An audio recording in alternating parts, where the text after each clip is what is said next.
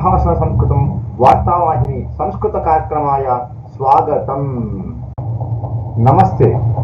నిన్నటి రోజున జాతీయ సాహిత్య పరిషత్ కరీంనగర్ ఆధ్వర్యంలో జరిగిన పుస్తకావిష్కరణ కార్యక్రమంలో అధ్యక్షుడు గాజు రవీందర్ గారు, కార్యదర్శి నంది శ్రీనివాస్ గారు సంస్కృత భాషాభివృద్ధి కొరకు సంఘీభావం తెలియజేయడం జరిగింది.